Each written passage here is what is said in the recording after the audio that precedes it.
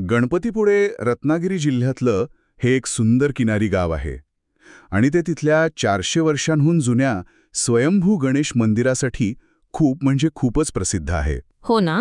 आज आपण काय करूया, आपल्याला जी माहिती मिळाली आहे ना, त्याच्या आधारावर या जागेचा इतिहास, मंदिराची आणि त्या मूर्तीची काही खास वैशिष्ट्ये यावर जरा सविस्तर बोलूया. हो, नक्कीच. आणि मला वाटतं गणपतीपुळे हे नाव कसं पडलं आणि त्या स्वयंभू मूर्तीचा शोध कसा लागला याबद्दल पण काही इंटरेस्टिंग कथा आहेत, त्या पण घेऊया. बरोबर.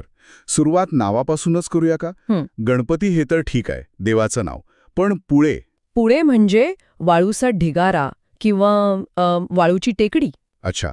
एक कथा अशी सांगतात की श्री गणेश एका स्थानिक बाईच्या बोलण्याने जरा नाराज झाले आणि मग आपलं मूळ ठिकाण गुळे नावाचं ते सोडून इथं पुळे नावाच्या जागी आले. खरंच असं असेल का? आता ही एक लोककथा आहे, म्हणजे पिढ्यानपिढ्या चालत आलेली गोष्ट. पण यातून एवढं नक्की कळतं की त्या जागेची ओळख गणपतीमुळेच आहे. हे मात्र खरंय. बरं, मूर्तीच्या शोधाबद्दल काय माहिती आहे? 2 कथा ऐकल्यात मी. हो, 2 कथा आहेत मुख्यत्वे. एक म्हणजे डोमाजी नावाचा एक कोळी होता, त्याला समुद्रात ही मूर्ती सापडली असं म्हणतात. समुद्रात? अच्छा.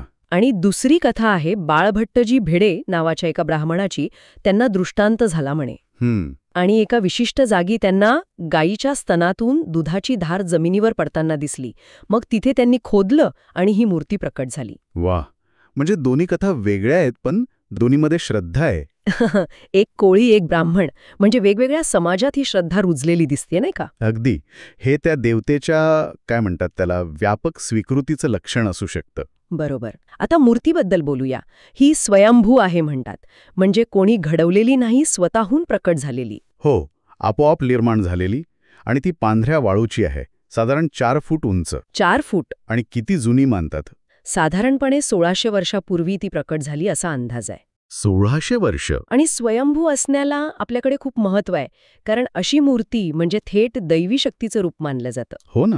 आणि अजून एक सगळ्यात वेगळी गोष्ट म्हणजे या मूर्तीचं तोंड पश्चिमेकडे आहे, समुद्राच्या दिशेला. हो, हेच तर. भारतातल्या बहुतेक मूर्ती पूर्वेकडे तोंड करून असतात. अगदी. म्हणूनच हिला पश्चिम द्वारपालक किंवा पश्चिम द्वार देवता असंही म्हणतात. पश्चिम द्वारपालक म्हणजे पश्चिमेचं रक्षण करणारी देवता. हो. अशी श्रद्धा आहे की ही मूर्ती पश्चिम घाट आणि कोकण किनाऱ्याचं रक्षण करते.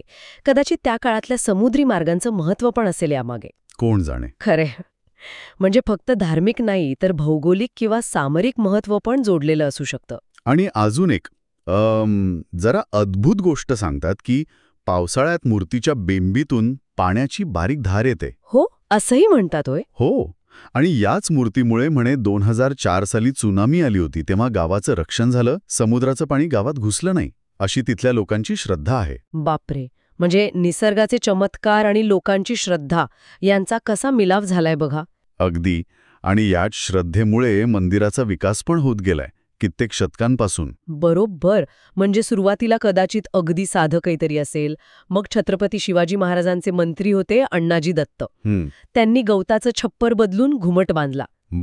मग पेशव्यांच्या काळात तर बरीच कामं झाली, दगडी बांधकाम झालं, रामबाई पेशव्यांनी ते केलं. अच्छा. मग तो सोन्याचा मुलामा असलेला कळस? हो, तो वासुदेवराव बर्वे यांनी चढवला. नानासाहेब पेशव्यांनी नंदादीप सुरू केला, म्हणजे अखंड तेवणारा दिवा. आणि सभामंडप माधवराव पेशव्यांनी बांधला. म्हणजे प्रत्येक काळात काही ना काही भर पडत गेली. आणि आता जी पुनर्बांधणी झालीये 1998 ते 2003 मध्ये, ती तर आग्र्याच्या लाल दगडात केली आहे ना? हो. आणि ती अशी केलीये की जणू एकाच दगडातून कोरलंय मंदिर असं वाटावं. खूप सुंदर दिसतं ते. मंदिराच्या रचनेत पण काही गोष्टी आहेत सांगण्यासारख्या. प्रवेशद्वाराजवळ ते 2 मोठे हत्ती आहेत ना? हो, सोंडेले. आणि जवळच एक मोठा कांस्य धातूचा उंदीर आहे, मूषक. त्याच्या कानात इच्छा सांगितली की ती पूर्ण होते अशी श्रद्धा आहे. हो ना. आणि भक्त प्रदक्षिणा घालताना फक्त देवळाला नाही घालत, तर संपूर्ण टेकडीला घालतात. बरोबर. हे पण वेगळं आहे. कारण मूर्ती स्वयंभू आहे आणि ती त्या टेकडीचाच भाग मानली जाते, म्हणून पूर्ण टेकडीच पवित्र म्हणून प्रदक्षिणा घालतात. अच्छा, आत्ता कळलं. आणि उत्सव, गणेश चतुर्थी तर सगळ्यात मोठा सण तिथे. हजारो लोक येतात. हो. आणि त्रिपुरी पौर्णिमेला दिव्यांची रोषणाई पण करतात ना? हो, खूप सुंदर रोषणाई असते. आणि संकष्टी चतुर्थीला पण विशेष पूजा असतेच. तर या सगळ्या माहितीवरून हे नक्की म्हणता येतं की गणपतीपुळे हे फक्त एक तीर्थक्षेत्र नाहीये. नाही, अजिबात नाही. इथे श्रद्धा आहे, इतिहास आहे आणि निसर्गाचं सौंदर्य पण आहे. काय सुरेख संगम आहे हा. ती स्वयंभू मूर्ती, तिचं पश्चिमेकडे तोंड असणं, या सगळ्यामुळेच हे ठिकाण खास बनतं. अगदी. आणि या सगळ्याच्या पलीकडे जाऊन विचार केला तर एक प्रश्न मनात येतो की एखाद्या जागेचं महत्त्व नक्की कशामुळे ठरतं? फक्त तिथे मंदिर आहे किंवा मूर्ती आहे म्हणून?